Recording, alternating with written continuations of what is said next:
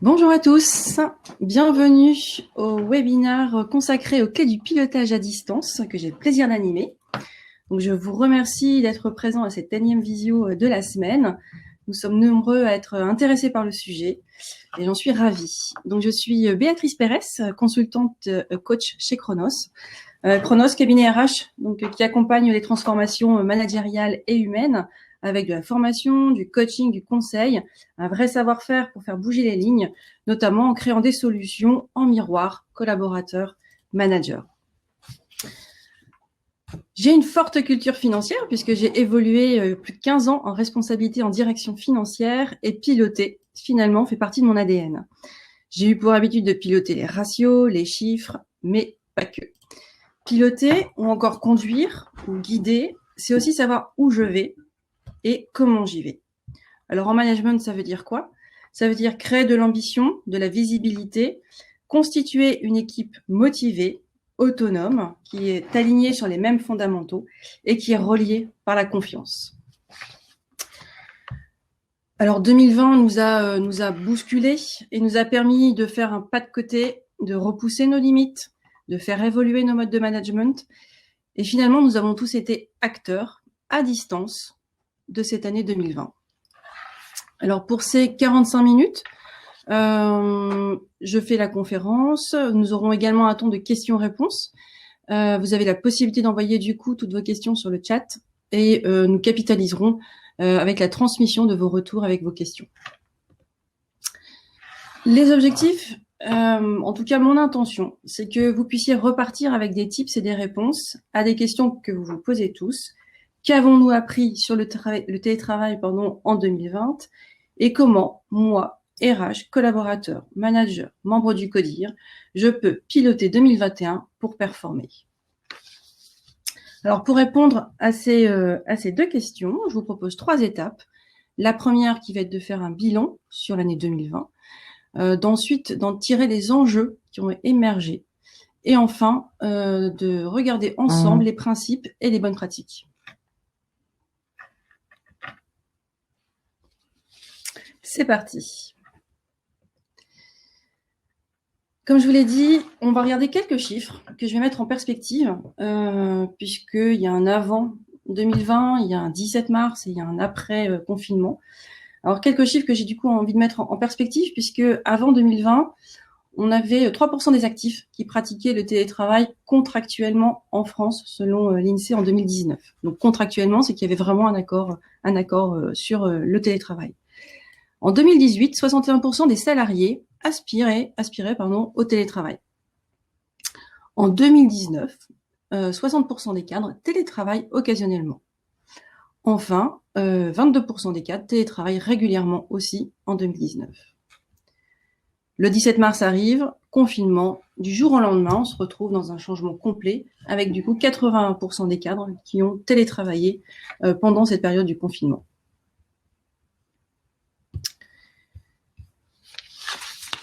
On a... Alors, j'ai juste un petit souci sur mes slides, je m'en excuse. Voilà.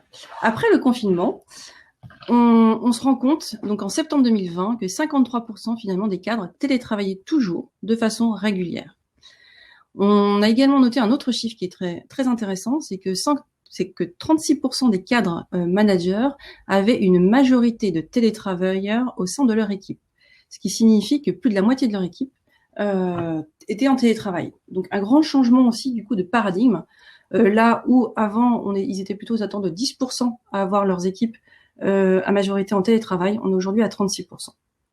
Et également 42% de plus d'accords de télétravail qui ont été signés sur le post-confinement par rapport à l'année 2019. De grands changements. Et l'APEC a également fait une étude avec ce chiffre qui m'a paru intéressant de partager, qui était de dire, voilà, spontanément, quand on est cadre, avant le premier confinement, quand on vous parle de télétravail, il y a une évocation positive qui ressort à 90%, donc c'est en février 2020, pour les cadres, une évocation positive sur ce que vous pensez du télétravail, notamment l'amélioration de la qualité de vie au travail et l'amélioration de la productivité. Ça, c'était avant le confinement. post-confinement, on se retrouve à 58% d'évocations positives. Donc, on peut voir que la période de confinement a fait en sorte, entre guillemets, que le télétravail ne soit pas vu aussi de la même façon qu'avant. Notamment également, si on fait un zoom sur les évocations négatives, avant le confinement, 22% des cadres avaient une évocation négative, notamment sur le risque pour eux en tant que cadres ou les difficultés pour les entreprises à faire du télétravail. Post-confinement, 42% vont spontanément avoir une évocation négative suite à leur expérience au télétravail. Ce que nous dit aussi l'étude, c'est que cette évolution est donc très parlante. Ça va résumer aussi assez bien la prise de conscience qu'il y a eu sur le télétravail, le retour d'expérience également, dans des conditions qui ont été finalement particulières, non choisies, et de zoomer sur justement cette notion de retour d'expérience, qui est un vrai exercice à grande valeur ajoutée, qui permet du coup, dans le principe d'amélioration continue, de travailler sur ce qui a été vécu, et surtout de se mettre un peu comme dans la posture de coach, à côté de mon équipe et à côté de mon collaborateur, de savoir où il en est et de savoir du coup d'où on part pour ensuite construire le lendemain. L'étude va nous montrer également, et je vous partagerai aussi avec des verbatims que nous avons de la part de nos clients avec lesquels nous avons travaillé sur cet aspect conseil et accompagnement sur le télétravail. Et vous l'avez vécu, vous, de votre côté. Voilà, les difficultés qui ont été rencontrées, notamment sur la désorganisation temporaire, l'isolement social qui revient avec effectivement une grosse difficulté sur l'isolement des personnes, la confusion aussi finalement entre vie privée et vie professionnelle, là où on pensait gagner aussi en termes de flexibilité, mais voilà, l'espace-temps et le fait de partager aussi le même espace, le lieu entre vie privée et vie professionnelle. Finalement aussi, ce qui est remonté, ce sont toutes les conditions matérielles, techniques, inadaptées. Passer du jour au lendemain chez soi avec son petit ordinateur sans avoir l'écran qui va bien, etc. Ou tout simplement au niveau de l'entreprise, ne pas encore avoir tout l'aspect matériel, parc informatique dédié à faire du télétravail. Ce qui remontait également, c'est un défaut d'accès à l'information, puisque on n'est plus sur son lieu de travail, on n'a peut-être plus les visuels, donc comment travailler avec cette distance. Le manque de supervision aussi en face à face qui est ressorti de cette période, de cette étude. Le risque également de surcontrôle, le manque de confiance. Comment moi, manager, j'arrive du jour au lendemain à laisser mon collaborateur seul chez lui à travailler. Voilà. Quelle est la zone d'inconfort que ça peut me créer le cas échéant, autant pour moi que pour mon collaborateur, là où on était habitué du coup à cette proximité en termes de management. Toute la notion effectivement des risques psychosociaux qui sont ressortis et la notion aussi de perte de repères, de désengagement et de démotivation. Alors, je voulais vous partager quelques verbatims qui sont remontés et qui font aussi du coup écho à cette étude. Voilà, par exemple, on n'est pas bon en digital, on a des difficultés à se joindre, on a mis en place à distance mais des salariés qui finalement n'ont aucun accès digitaux. Bah, comment les joindre? Matériel, mail pro, sur le téléphone perso. Pas de télétravail, de matériel pour télétravailler. Voilà, pas mal de choses qui ont été partagés et qui aujourd'hui sont pris en compte dans le télétravail. Le télétravail, oui, il y a des écueils, oui, ça a été compliqué. Par contre, on a aussi retiré, et c'est aussi toute la force de ce qui nous est arrivé en 2020, les bénéfices, c'est-à-dire tout ce qui nous a été bénéfique sur cette période, qu'on n'aura certainement pas imaginé avant, mais qui aujourd'hui nous permettent d'optimiser ce qui va nous arriver demain. Quand on parle de bénéfices, on parle de quoi? On parle de finalement la conciliation vie privée, vie pro. Alors oui, ça a été compliqué. Par contre, on a réussi à se réorganiser. On a trouvé une certaine gestion et de souplesse dans notre quotidien. Voilà, qui n'a pas mis sa machine en route ou passé un petit coup de fil ou autre en étant à la maison et en gérant ses propres horaires. Alors l'optimisation des temps de transport qui revient également et qui est notamment un argument pour plus de 50% des collaborateurs qui est mis en avant sur les bénéfices du télétravail. La possibilité, du coup, de vivre loin de son lieu de travail, dans des logements qui pourraient paraître moins onéreux, étant donné que on a moins de déplacements à faire. La flexibilité des horaires également,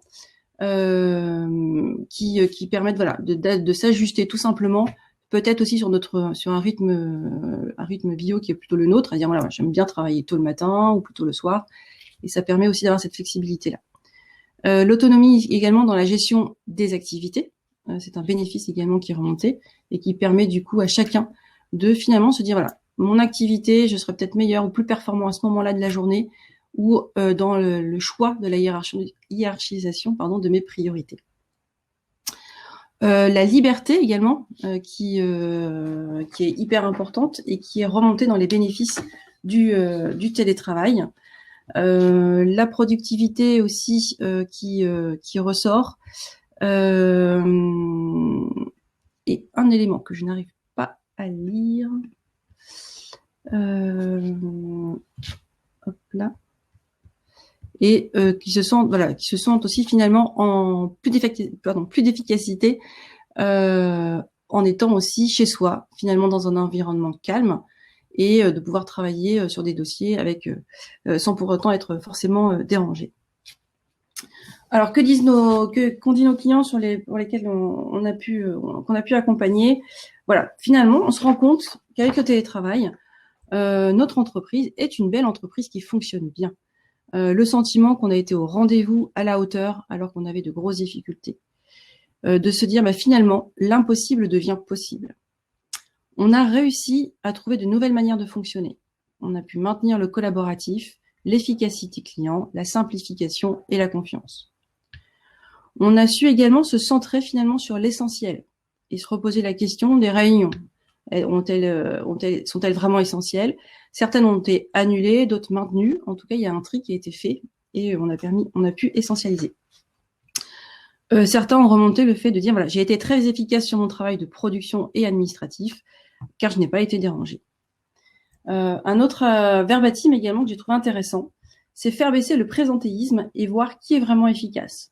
Avec l'état d'esprit finalement de je me débrouille tout en respectant les règles de l'entreprise. Et je cherche de la flexibilité et de l'adaptabilité.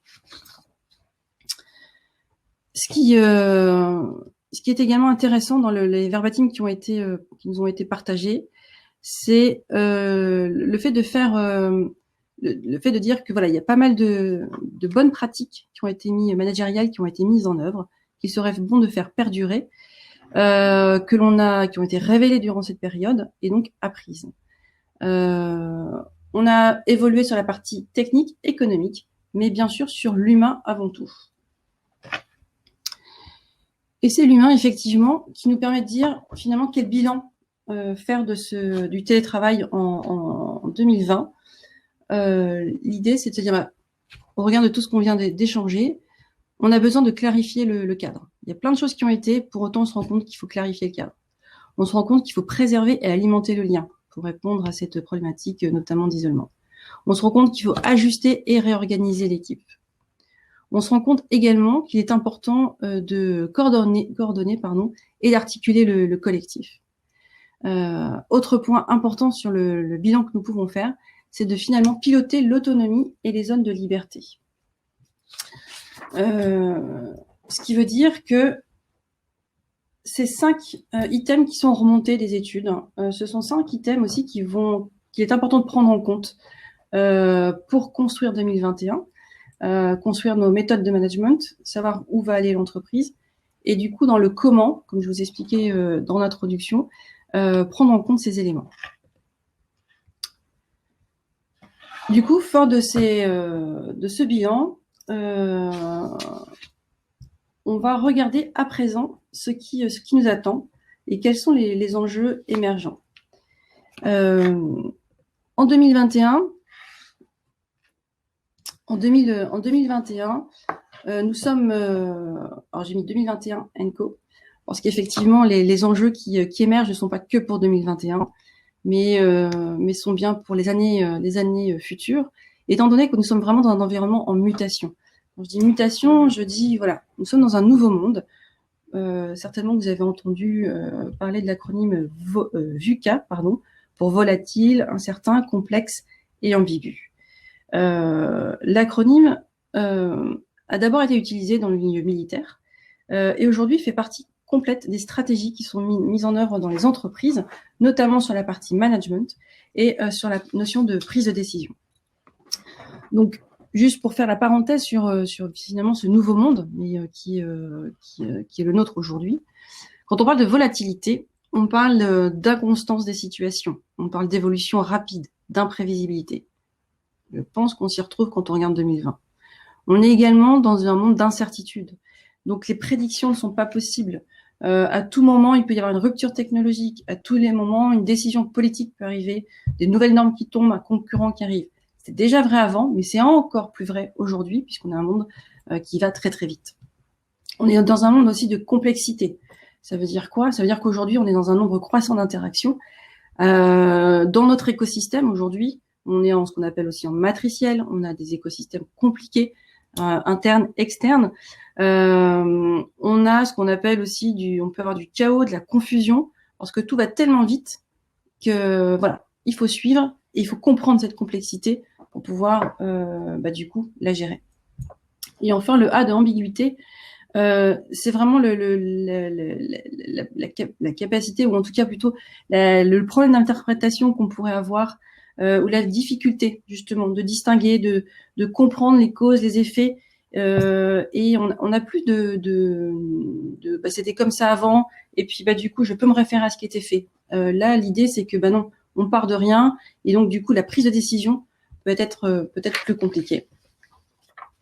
Donc, dans ce monde VUCA, on a pu du coup le mettre en application complètement. On l'a tous vécu, c'est ce que je vous disais en introduction. On a tous été acteurs sur cette année 2020 et on continue à l'être aujourd'hui.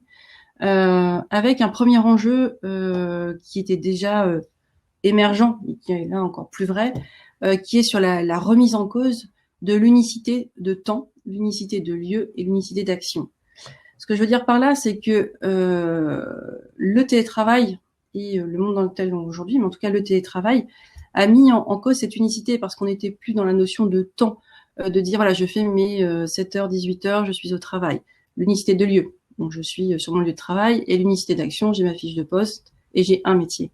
Aujourd'hui, ça c'est complètement remis en cause puisque l'unicité de temps, on l'a vu, la flexibilité permet, et notamment avec le télétravail, de pouvoir travailler aux horaires qui sont ceux qu'on a décidé ou qu'on a choisi. L'unicité de lieu, finalement, avec toute la digitalisation, qu'on soit dans un espace de coworking, qu'on soit à la maison ou au travail, c'est pareil. On peut travailler d'où on veut.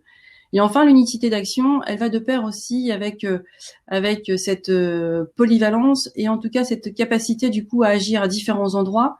Ça va aussi de pair avec ce qu'on appelle aussi les slashers, c'est-à-dire qu'aujourd'hui, on peut être multi-compétences, avoir différentes casquettes et se mettre en action sur ces différentes fonctions métiers. Donc ça, c'est aussi un grand cadre à prendre en compte dans les enjeux pour construire demain. Ensuite, j'ai regardé les autres enjeux, finalement, à l'issue de ce bilan. J'en ai tiré donc 3 autres. Le premier qui est de dire, finalement, le télétravail, c'est vraiment une envie. Même si on a bien vu que 90% de cadres pensaient spontanément du positif au télétravail avant le confinement et ne sont plus que 58 après, le télétravail reste une réelle envie. Donc 83% aujourd'hui des cadres souhaitent continuer à continuer le télétravail. Ce qui est important aussi, je trouve, en statistique, c'est 87% des moins de 30 ans aussi ont envie de travailler à distance. Les moins de 30 ans, c'est effectivement ceux qui vont arriver demain dans nos entreprises et qui seront nos cadres de demain. À noter également que cette envie, elle a été quantifiée puisque le télétravail, finalement, ça veut dire quoi? Est-ce que c'est une journée? Est-ce que c'est occasionnel? Est-ce que sachez que pour 47% des cadres, le télétravail, c'est d'entre 2 et 3 jours par semaine dans leur idéal. Alors pourquoi avoir envie de télétravailler? Pour 51% des personnes qui sont interrogées, c'est vraiment de se dire ça diminue mon temps de transport. 47% vont plutôt aller rechercher du calme du coup, en disant voilà, je suis à la maison et j'ai cette possibilité d'être calme sans être dérangé. 32%, il voit aussi un intérêt à gérer les imprévus. Voilà, c'est aussi cette flexibilité qui ressort avec la flexibilité des horaires pour 31% des personnes. c'est de se dire j'ai aussi cette capacité de gérer n'importe quel imprévu dans mon quotidien et j'ai pas ce stress d'être de ne pas pouvoir le gérer. 31% des répondants attendent également et ont envie de plus d'autonomie. Donc gardons ce chiffre en tête, 31% des personnes veulent plus d'autonomie. Qu'est-ce que ça voudra dire? C'est ce qu'on verra tout à l'heure dans notre management. Certains également signifient cette envie par se dire voilà, finalement je peux aussi tirer parti des pauses de façon différente quand j'en suis dans des lieux différents, que je suis en télétravail. Donc pour 26% d'entre eux, c'est dire bah voilà, j'ai ma pause midi, bah finalement je peux peut-être pratiquer mon sport, pratiquer mon yoga tranquillement à la maison, ou en tout cas avoir d'autres activités que celles qu'ils ne pouvaient pas avoir avant le télétravail. Et comme je l'ai dit tout à l'heure, l'envie aussi pour 21% de se dire bah, je peux habiter plus loin et je peux gagner aussi en frais de logement. Le deuxième point, le télétravail, c'est finalement aussi un facteur d'attractivité. Donc on parle beaucoup de marque employeur, de comment faire venir le bon collaborateur dans mon entreprise. Voilà, un point à prendre en compte du coup pour les recrutements de demain, c'est que 69% des cadres estiment que le télétravail sera un critère important pour faire le choix de leur entreprise. Et pour les moins de 30 ans, qui sont aussi du coup la nouvelle vague, c'est à 76% pour eux un facteur d'attractivité. 76% des moins de 30 ans souhaitent le télétravail et feront leur choix d'entreprise si le télétravail est proposé. À noter juste quand même que un peu plus de 20% des cadres estiment que c'est un critère essentiel dans leur choix de demain en termes d'entreprise. Donc gardons-le aussi en tête dans la construction de demain. Troisième enjeu que je me suis noté également, le télétravail finalement, ce sont de nouvelles compétences qui sont nécessaires. Ça veut dire quoi? Ça veut dire que le télétravail a mis en œuvre une nouvelle façon de travailler. Alors, effectivement, il y a la partie techno, de la distance, etc. Mais il y a surtout la partie management. Et finalement, moi, chez moi, toute seule, comment je me mets en œuvre, je sais si je suis performante et comment j'avance alors que je n'ai plus tous mes collègues ou le collectif autour de moi. Donc l'idée, c'est de se dire comment créer de l'efficacité collective. Et ce qui est ressorti également des études, c'est que on était sur des nouvelles normes d'exigence en termes d'autonomie, d'organisation et de discipline. Donc là, je vous ai mis ce qui est remonté dans l'étude de l'APEC et qui est donc très intéressante. Les qualités nécessaires pour pouvoir travailler selon les cadres. À 63%, ce qui ressort, c'est l'autonomie. On en a parlé tout à l'heure. On a aussi, du coup, c'est une qualité qui est nécessaire pour pouvoir travailler aussi, pas qu'à distance, mais en tout cas fortement à distance. Et c'est aussi sollicité par 31%, on l'a dit tout à l'heure, 31% des cadres qui souhaitent plus d'autonomie. Donc on voit le chemin qui peut être fait. À 48%, une autre qualité qui est nécessaire pour pouvoir travailler à distance et qui a été citée, c'est le sens de l'organisation. Quel sens de l'organisation est-il nécessaire au sein du coup du mon collectif ou de mon entreprise pour pouvoir avancer? On a également à 43% la partie donc la discipline qui est nécessaire également pour pouvoir tenir tout simplement les horaires et ne pas se laisser disperser. Autre compétence nécessaire, effectivement la capacité à se concentrer, la maîtrise également des outils collaboratifs. Je pense qu'on a tous été amenés sur l'année 2020 à naviguer entre différents outils et finalement comment les maîtriser au mieux pour pouvoir justement faire en sorte que le moment de connexion que j'ai avec vous ou que j'ai avec mon interlocuteur soit vraiment dans le ici et maintenant et dans la présence à l'autre, alors que j'ai cet écran et que je ne sois pas perturbée par la partie techno. Donc cette notion de maîtrise aussi est importante. La capacité aussi à établir une relation de confiance avec son manager, qui est sollicitée en termes de compétences par 29%, 29% des cadres, ce qui est pour moi aussi une statistique intéressante et qui finalement, un tiers des cadres aujourd'hui estiment que il faut une relation de confiance bien plus forte que celle qui est aujourd'hui existante. Bon, la capacité à se déconnecter, effectivement, ça aussi c'est un point à travailler. Et voilà, et la flexibilité, comment jongler du coup peut-être entre différentes technos, entre les différents canaux de communication, le mail, le téléphone, la visio, etc. Et la flexibilité aussi sur cette capacité à gérer l'imprévu et comment je peux faire.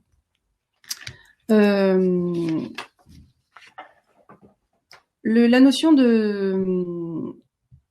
d'accompagnement du coup sur cette partie nouvelles compétences nécessaires, elle est vraiment aussi utile donc on a bien dit sur l'exigence d'autonomie, d'organisation et de discipline, mais c'est aussi de se dire pour moi manager finalement comment je peux déceler la démotivation de mes collaborateurs, comment je peux éviter aussi l'interprétation ou des malentendus qu'on pourrait avoir, parce que la communication va être aussi différente. Donc voilà, un mot transmis par mail ne sera pas compris de la même façon qu'un mot qu'on dira à l'oral.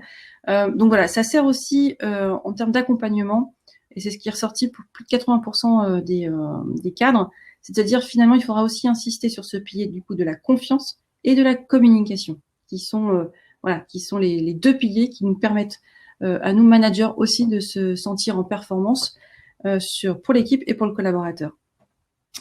Un autre enjeu aussi qui est remonté dans cette notion d'exigence, c'est la culpabilité que pourrait avoir le manager en étant à distance.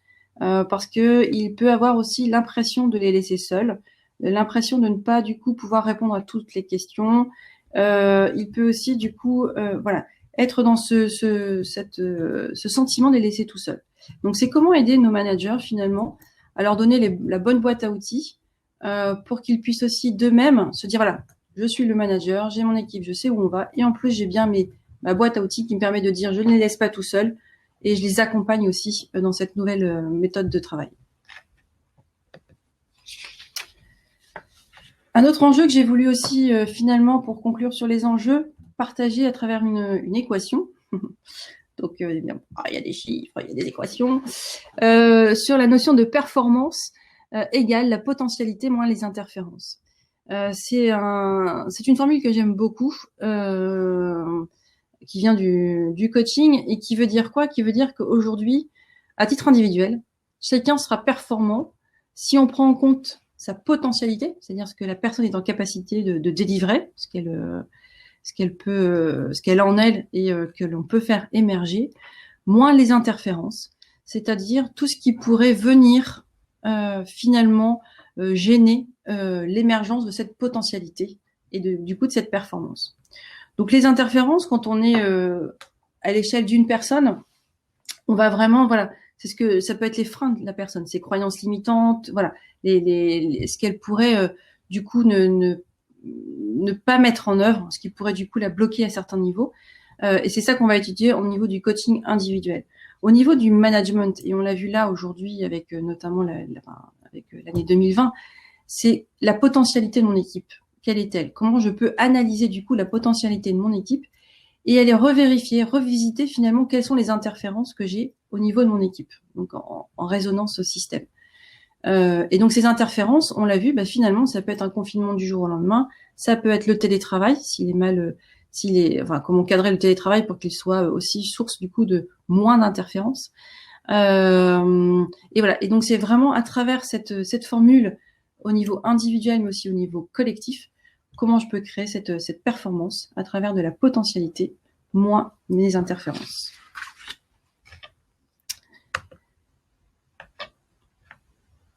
Alors, je vais vous partager maintenant les principes et les bonnes pratiques. Il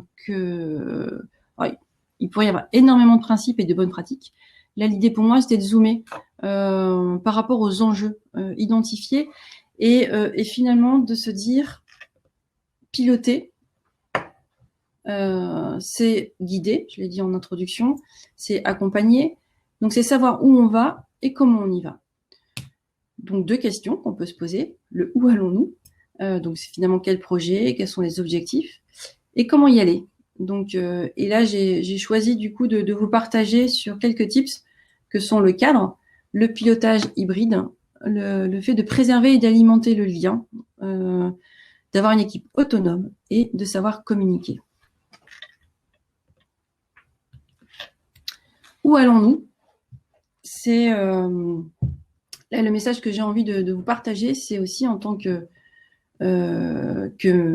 manager, collaborateur au moment du CODIR, c'est de se dire que finalement chacun dans mon entourage, dans mon écosystème, a une vision claire de la finalité et la totalité du projet. Ça c'est hyper important et c'est le petit dessin qui est à côté sur la notion d'une mission. On parle beaucoup aujourd'hui aussi de raison d'être de mon entreprise. Quelle est la raison d'être de mon entreprise? Quelle est la mission de mon entreprise? Quels sont les axes stratégiques du coup qui en découlent de cette mission? Et finalement, quels sont les objectifs? Et moi, à titre en tant que collaborateur, quelle serait ma contribution pour réaliser cette stratégie et du coup pour répondre à cette mission et à cette vision. C'est donc le chemin, l'objectif sur lequel il est important du coup d'être vraiment au clair pour tous.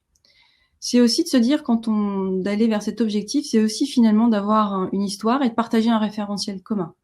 Donc, comment partager des informations clés, les standards collectifs, les connaissances, cette mémoire collective qui fait que l'entreprise existe depuis X années et ce qui fait qu'elle sera encore là demain et elle sera encore là dans 30 ans.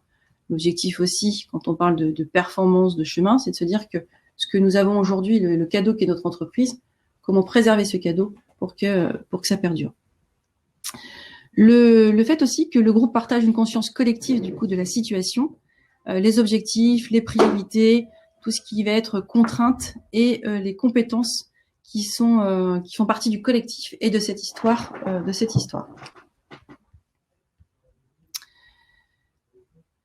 Comment y aller? Une fois que vous avez votre raison d'être, votre projet, votre mission, vos objectifs, qui peuvent du coup en découler sur l'organisation et sur les tâches à accomplir et qui sont nécessaires d'accomplir pour réussir sur l'année et la stratégie que vous avez décidé de mettre en place. Une équation, encore une, qui est l'équation du pilotage hybride. Elle dit quoi, cette équation? Elle dit que le pilotage hybride, c'est ce qu'on va mettre en activité conjointe, plus des activités qu'on va dire disjointes, qu'on peut faire du coup de son côté, multiplié par ce qu'on appelle une articulation. C'est ce qui va permettre du coup de mettre du lien et qui va permettre de lier l'ensemble des activités. Dans une activité, dans le pilotage, pardon, on va parler du pilotage des activités conjointes, comme résoudre des problèmes, co-créer, construire des décisions clés, rebondir, confronter, ressentir, expérimenter, s'amuser, rebondir, matérialiser ensemble. C'est tout ce qu'on doit faire ensemble, en intelligence collective. Donc là, on parlera effectivement, les termes de asynchrone et synchrone ont quand même, je pense, été assez utilisés en 2020. Donc voilà, en matière des activités, on doit faire vivre le collectif. Donc on va être plutôt sur du synchrone et peut-être préférer du présentiel. Et à ça, on va pouvoir piloter des activités qui sont dites disjointes, c'est-à-dire que je peux produire seul, je peux analyser, je peux informer, planifier, préparer, produire, reporter, coordonner, contrôler, etc. Et ce sont des activités que du coup on peut faire seul aussi, chez soi, comme on l'a dit, peut-être dans un endroit calme, etc. Et le tout, c'est de faire vivre ces deux activités qui sont essentielles pour l'entreprise, mais pas en silo. C'est bien de les faire vivre ensemble, et c'est là où toute la notion je multiplie par l'articulation, et c'est là où j'y mets toute la dose du coup d'activation de ce pilotage hybride pour pouvoir développer complètement ces essentiels.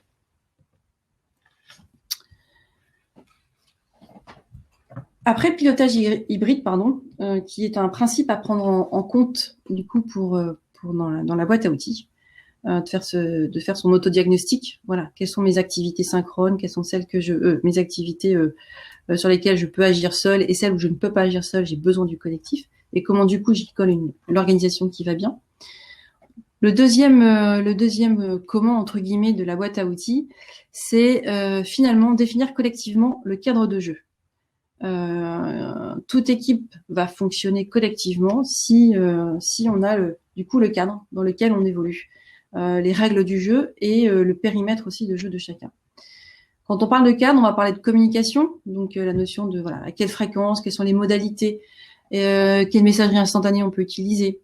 On va également parler de l'information. Quelles sont les informations utiles quelles sont les informations utiles à véhiculer, quelles sont les zones de partage à créer. On va être également dans la production, donc dans tout ce qui va être validation, ajustement des niveaux de charge, etc. On va regarder tout ce qui est aussi la partie organisation, donc quels sont les rituels qu'on peut mettre en place, comment je peux organiser les locaux de façon différente pour que quand on vient une journée par semaine, on puisse quand même voir quelques personnes.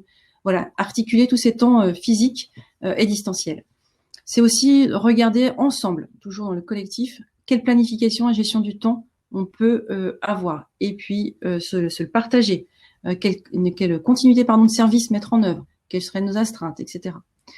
Toujours dans la vision, effectivement, de notre client, soit interne, soit le client final, dans le cas du retail ou du B2B. Dans la décision également. Comment prendre une bonne décision? Quelle autonomie je peux avoir de décision? Quel niveau de délégation, de consultation, etc. Et enfin, au niveau de la relation, dans ce cadre à définir, quelle organisation, entre guillemets, de la convivialité? Quels sont les lieux d'écoute ou de partage que je peux mettre en place? Quand on parle d'autonomie, on va regarder du coup ce qu'on entend par autonomie. Et en tout cas, comment nous aussi chez Chronos, on partage cette autonomie, avec notamment la notion de question de confiance a priori, ce regard bienveillant sur l'autre qui me positionne en tant que j'ai confiance en toi et a priori, voilà, le lien existe. Pour créer ce lien aussi et que cette confiance soit pérenne, voilà, vous avez des petites bulles qui vous indiquent qu'il faut de la transparence, de la prévisibilité, de la clarté, le respect des engagements, de la loyauté, de la cohérence et de la réciprocité. Ça, ce sont des principes. Après, effectivement, c'est comment mettre en œuvre et comment se préparer à cette autonomie. C'est aussi de se dire, finalement, quelles sont les questions que je peux me poser et comment moi, collaborateur, je peux poser aussi cette confiance. Donc, on a 2 astuces, entre guillemets, ou 2 tips. C'est finalement de se positionner par rapport à mon équipe et à mes collaborateurs et d'aller chercher, au travers des questions qui sont là, mon degré de confiance vis-à-vis de chacun de mes collaborateurs. Parce que pour chaque collaborateur, on a une relation différente, une adaptation différente. Donc, je vais aller m'interroger sur mon degré de confiance. Et ensuite, je vais pouvoir m'interroger également sur mon degré d'intervention en management. Quels sont les points forts et les points faibles de chaque collaborateur? Sur quel sujet je dois être beaucoup plus présent? Quelle autonomie je peux lui laisser? Ou comment est-ce que j'ai besoin d'intervenir de façon régulière, etc. C'est autant de questions que chaque manager peut se poser pour définir du coup la bonne confiance et les bons actes de management derrière. Ensuite, moi, en collaborateur, je vous parlais d'effet le miroir manager-collaborateur. Là, c'en est un exemple intéressant puisque finalement, oui, moi, manager, je mets en place les conditions de la confiance. Et moi, collaborateur aussi, comment je peux faire pour développer cette confiance? Et avec cette notion de développement de l'auto-feedback, c'est-à-dire quelles sont les questions que je peux me poser, moi, collaborateur, en me disant finalement, c'est quoi le résultat qui est attendu? Quelle est ma redevabilité? Quel est mon rôle? Quel comportement observable je peux avoir pour m'auto-évaluer? Est-ce que j'ai bien réussi? Comment je dois y aller? Quelles sont mes difficultés? Voilà, autant de questions qu'il est intéressant et je pense essentiel de se poser en tant que collaborateur pour aussi créer cette confiance et s'assurer que de nous-mêmes, on est dans l'autonomie de se dire oui, le résultat est là et la performance est là. Autre comment qui est intéressant, c'est la communication. Comment communiquer efficacement. Donc ça, ce sont des titres qui doivent vous parler aussi. Voilà, moi j'avais envie de vous partager cet alignement l'alignement qu'on appelle tête, cœur, trip. C'est-à-dire que pour communiquer avec assertivité, avec authenticité, savoir dire à l'autre oui ça va et là non, là franchement là ça va pas. Comment on peut faire? Ça veut dire qu'à un moment donné, j'ai cette capacité de comprendre, donc au niveau du cœur, mon GPS, de comprendre l'émotion qui est celle que je vis en ce moment, peut-être de la colère, peut-être de la tristesse. En tout cas, je l'identifie. Et cette émotion, elle est reliée à mes tripes, à mes besoins. Quand j'ai une émotion qui va être positive, comme la joie, parce qu'on a passé un super moment, on a fait un projet qui s'est super bien réalisé, j'ai de la joie, parce que voilà, mon besoin qui est connecté à cette joie était de réussir d'avoir ce besoin de reconnaissance peut-être sur le projet ou d'avoir réalisé quelque chose. Mon émotion est la joie. Et là, du coup, je communique cette joie. Si au contraire, j'ai une émotion plus compliquée, là, on va partir sur un besoin au niveau de notre trip, un besoin qui n'est pas satisfait. Donc, comment j'identifie ce besoin et qu'est-ce que j'en fais? Et comment j'ai cette capacité, du coup, à dire à mon manager, à mon collaborateur, quand je suis en transversalité aussi ou en gestion de projet, à dire à l'autre, bah là, ok, voilà, je suis en colère, je suis stressée, ça va pas parce que moi j'ai besoin de ça. Et comment on peut faire tous ensemble pour pouvoir du coup aller vers un résultat optimum pour moi, mais aussi pour vous en termes de collectif. Et la communication s'avère du coup hyper importante, de bien communiquer avec assertivité dans nos entreprises, surtout quand on vit aujourd'hui dans le VUCA, sur les transformations managériales aujourd'hui aussi, qui sont du coup plutôt sur des organisations matricielles plutôt qu'hiérarchiques. L'alignement, tête, cœur, trip, une clé. Autre clé également importante, c'est de retisser, réinventer les liens. Donc ça, je pense que vous y avez aussi beaucoup travaillé sur 2020. L'idée, c'est toujours de regarder finalement entre le manager et le collaborateur, qu'est-ce qu'il est possible de faire pour retisser, réinventer des liens.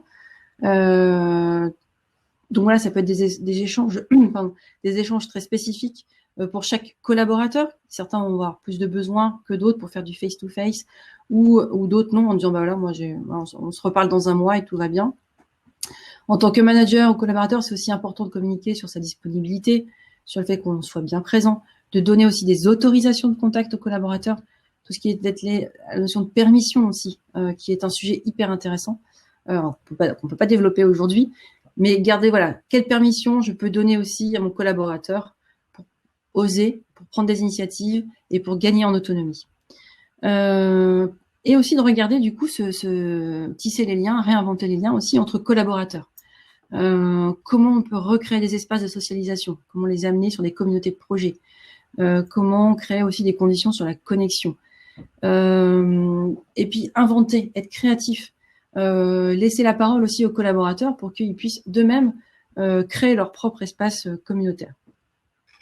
L'idée, c'est vraiment aussi de renforcer cette coordination par un ajustement mutuel et par le lien qu'est la communication qu'on a vu juste avant. Donc, dans votre boîte à outils, voilà, c'est de vous dire finalement, bah voilà, je peux faire de système de starter pour lancer les semaines, pour mettre en énergie. Comment je peux faire un lundi matin, peut-être 15 minutes pour cette mise en énergie. Ça peut être du one-to-one pour vraiment être en lien avec mon collaborateur, partager de l'information, le soutenir. Ça peut être aussi des réunions tactiques hebdo. Donc, on va revisiter la façon dont on va conduire nos réunions. Quel est l'ordre du jour? Quel résultat je vais attendre? On passe 30 minutes. Qu'est-ce qui se passe au bout des 30 minutes? Quelle décision je dois prendre? Et tout ça aussi, c'est du coup comment réactiver cette efficacité en termes de réunion, de points hebdo. Et aussi dans la convivialité. Pourquoi pas créer des cafés virtuels pour créer cet échange. Alors, il y a effectivement toujours l'écran, mais plus on maîtrise l'écran, au plus on rentre dans la connexion à l'autre et on a cette capacité du coup à vivre aussi de bons moments et de créer du lien. Pour conclure, puisqu'on arrive au terme de cette présentation, le petit clin d'œil, je vous donne le porte-clés maintenant. Vous avez les clés pour pouvoir, en tout cas quelques clés pour pouvoir piloter à distance vos équipes. J'avais envie de juste en conclusion de vous dire, on est en pleine mutation. On a la transformation nécessaire de nos modes de management. C'est aussi réclamé par plus de 40% des managers aujourd'hui. On va vraiment non pas sur un ajustement, mais une vraie transformation. Donc, qu'est-ce qu'on en fait? Comment on avance? Et finalement, une dernière équation pour terminer ce matin, c'est aussi de se dire, finalement, performer, c'est aussi une équation où j'ai envie de mettre le pilotage, tel qu'on l'a vu là, et quelles clés je me donne pour ce pilotage. C'est du plaisir, toujours du plaisir. Et je le mets en format hybride. Je multiplie ça sur le format hybride, comme on l'a vu tout à l'heure sur le pilotage hybride, parce qu'on va devoir vivre avec cette notion de présentiel, pas présentiel, et le digital et le télétravail. J'en ai terminé pour ma présentation. Je vous remercie de votre écoute. Et peut-être Cécilia, qui s'occupe de toute la partie modération, a peut-être des questions que vous lui avez posées. Bonjour à tous. Il y a quelques questions en effet. La première question de François. Quelles sont vos modalités de télétravail chez Chronos et comment avez-vous pris en compte les qualités nécessaires? Alors chez Chronos, le télétravail a été mis en œuvre, bon, forcément l'année dernière. On s'est organisé du coup par pôle. Donc on a une structuration pôle développement qui vont être les consultants. Il va y avoir également toute la partie pôle accompagnement client. Et l'idée c'est qu'il y ait on regarde du client. C'est toujours ce qui a été mis en œuvre, le service client, et de se dire que des personnes sont présentes sur le site, pardon, 1 ou 2 journées par semaine. Nos agendas sont partagés. Il y a une continuité de service qui est assurée. Donc, si des personnes ne sont pas là, d'autres le sont sur le site. Sur la partie compétences, c'est effectivement ce qui a été mis en œuvre, c'est de s'assurer que au regard du client, c'est quelles sont les compétences que le client attend pour avoir sa réponse et être satisfait. Et donc c'est aussi ça, cette organisation par structuration, par univers, et qui permet du coup, avec le télétravail, d'avoir cette clarté de notre projet, de notre organisation. On parlait de cadre, et d'avoir du coup repositionné le cadre par rapport à ça. L'idée, c'est que ce qui est clair pour nous en termes d'organisation avec le télétravail le soit également en extérieur et pour nos clients. Deuxième question de Sophie qui demande de quelle manière concrètement il est possible d'articuler les 2 types d'activités, synchrone, asynchrone. De mettre, c'est le côté du coup l'articulation. Comment mettre finalement de l'articulation entre le synchrone et l'asynchrone. C'est tout ce que vous allez pouvoir mettre de lier en fait. C'est-à-dire que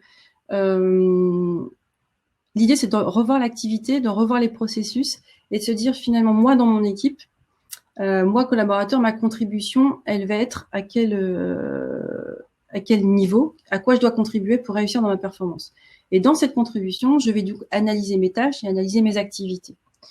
Et dans ces activités, je vais du coup pouvoir me référencer à ce qu'on a vu en hybride, ce qui va être plutôt lié à l'activité disjointe et à l'activité conjointe, l'activité ensemble, pardon. Et l'idée, c'est de classer et d'être assez rationnel. Du coup, il y a quand même un gros travail de regarder comment je fais mon travail aujourd'hui, de rationaliser. Et une fois que ça c'est clair, c'est finalement quelle gouvernance, en tout cas comment je mets du coup du lien entre les deux. Mais il y a un gros travail aussi de se dire finalement comment je travaille aujourd'hui. Est-ce que la façon dont je travaille aujourd'hui est la meilleure? Et toujours cet esprit d'amélioration continue, hein, donc toujours avec le côté, je comprends pourquoi je fais ma tâche aujourd'hui, mon activité. Je connais mon activité. Et je sais aussi dans mon écosystème, il y a vraiment cette notion d'écosystème aussi, parce que il est important que moi-même je sache ce que je fais. Mais là, on est vraiment dans l'écosystème de tout le monde doit savoir ce que je fais et aussi quand je le fais. Donc ça, c'est le partage d'agenda. Et ça permet du coup de recréer les ponts, et c'est ça aussi, entre mes activités, mon écosystème, et pour créer du coup cette connexion entre les deux. Pour moi, c'est tout ce qui va être lié à la gouvernance. Qu'est-ce qui fait que je dois faire une réunion à tel moment, etc. Quel rituel je peux mettre en place pour répondre à ce pilotage hybride. Une question de François à nouveau, rejoint par Sophie. Pour booster l'indice de confiance d'un collaborateur, quelles actions concrètes préconisez-vous? Avez-vous des exemples concrets? Alors, pour booster l'indice de confiance d'un collaborateur, mon point de partage, ce serait de vous partager justement ce que j'appelle la maison identitaire. La maison identitaire, c'est quoi? C'est votre maison à vous, dans laquelle vous avez un toit, qui est votre affirmation de vous-même. Vous avez vos murs, qui est l'estime de vous-même. Et vous avez ensuite les 3 piliers de votre maison, que sont la confiance en vous, l'amour inconditionnel que vous portez, et l'image de vous-même. Votre affirmation l'affirmation que vous avez de vous-même, cette capacité à vous affirmer, va varier. Voilà. En fonction de quoi? En fonction de l'estime, c'est-à-dire la valeur que vous vous donnez, qui peut elle-même varier. Et cette estime de vous peut varier parce que vos piliers vont varier. Et nous, ce qu'on va regarder, notamment dans l'accompagnement, en coaching ou en formation, c'est l'image de vous et la partie confiance en vous. Donc, il est vrai qu'on va dans le langage courant, on peut confondre confiance, j'ai pas confiance en moi, alors que peut-être on parlera plus d'estime. Et dans la confiance en soi, on y met quoi? On y met toute la notion de compétence, c'est-à-dire mon faire. Je sais faire les choses, donc je peux avoir confiance en moi. Donc aller repérer, nourrir la confiance d'un collaborateur, c'est déjà aller rechercher finalement quels sont ses savoirs, quels sont son faire, qu'est-ce qu'il sait faire. D'où l'importance aussi des entretiens. Moi, j'ai été élevée aux entretiens aussi mensuels ou en tout cas de pilotage de proximité. Et c'est vraiment de réappuyer sur toi, collaborateur, qu'est-ce que tu sais faire? Et on se note, ce sont des verbes d'action, etc., etc. Et on a des réalisations concrètes également. Et là, l'idée, c'est qu'en notant ça, toutes ces réalisations et toutes les compétences auxquelles le collaborateur a dû faire appel, vous nourrissez ce pilier de la confiance de votre collaborateur. Et l'effet qui se coule, c'est que vous allez nourrir du coup cette estime de lui, la valeur qu'il a de lui, et vous allez du coup, il va être en capacité de s'affirmer d'autant plus. Donc, pour répondre à la question sur l'indice de confiance, au regard de ce filtre de la maison identitaire, je travaillerai, ce que je faisais aussi avec mes collaborateurs, et je travaillerai à vraiment avoir un pilier de confiance en soi axé sur le faire très très fort. Voilà.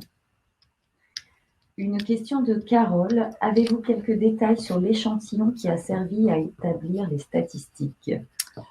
Alors, je ne l'ai pas en tête sur le nombre de personnes qui ont été interrogées. Par contre, je peux le fournir. Et c'est l'étude qu'a fait l'APEC fin 2020. Donc, les références sont dans mon document, mais j'avoue que j'ai pas en tête le nombre de personnes consultées. Une dernière question de Ludovic. Oui. Jusqu'où peut-on assimiler une session de travail, un meeting en vision, à du synchrone présentiel? Quelles seraient là où les limites? Alors, là où les limites entre un synchrone présentiel et une session de travail, meeting en visio. Alors, pour répondre à la question, si j'ai bien compris, la limite entre une session, ce serait entre une session en meeting où on est en présentiel et du coup, et de dire à un moment donné, je bascule en digital. Oui, je la comprends comme ça. Ok. Bah, l'idée, c'est de se dire, avant de partir sur une réunion, c'est toujours de se poser la question, à quoi va me servir la réunion? À quoi je verrai que ma réunion a été efficace? À quoi je verrai qu'elle a servi à quelque chose? Donc, je pense qu'il y a un petit temps, et c'est aussi ça, le fait de revisiter tout ce qui est notre agenda et aller chercher de l'efficacité et de la performance. Et c'est aussi ce qui était remonté dans les bilans en se disant, bah, finalement, il y a plein de réunions qu'on s'est rendu compte que c'était pas essentiel. Et elles servaient à quoi? Bah, on sait pas trop. Si ce n'est peut-être de passer un bon moment ensemble. Donc là, je pense que la limite, le premier exercice peut-être, c'est de se dire, qu'est-ce que je cherche à faire avec cette réunion, ce sujet, cet ordre du jour? Et est-ce que je dois aller chercher peut-être plus de cohésion d'équipe? Est-ce que c'est ça un de mes objectifs sous-jacents peut-être de la réunion? Est-ce que je dois aller chercher plus de la motivation de mes collaborateurs, etc. Et en ayant cet indicateur de succès de ma réunion, je vais pouvoir aller faire le choix et de dire, bah, finalement, cette réunion-là, non, ce sera forcément en présentiel parce que là, j'ai vraiment besoin de les voir, d'être entre quête, enfin, d'avoir cette énergie qui circule entre nous et la motivation. Ou alors de se dire, bon, bah là, au regard des messages à faire passer, au regard de l'ordre du jour, ou dans tout cas de mon intention pour cette réunion, la partie vidéo sera OK. Donc c'est voilà, pour répondre à la question, si j'ai bien compris la question, c'est effectivement de reposer le cadre de la réunion et quels sont mes critères et qu'est-ce que j'attends de cette réunion en fin de compte. Voilà. Je n'ai plus de questions pour le moment. Eh bien, merci. Je pense clôturer. Merci Béatrice pour ce webinaire qui était très intéressant et pour ta première. Oui. dans l'exercice. Eh bien, écoutez, merci à tous, merci à toutes et j'espère vous revoir et à très bientôt. Merci.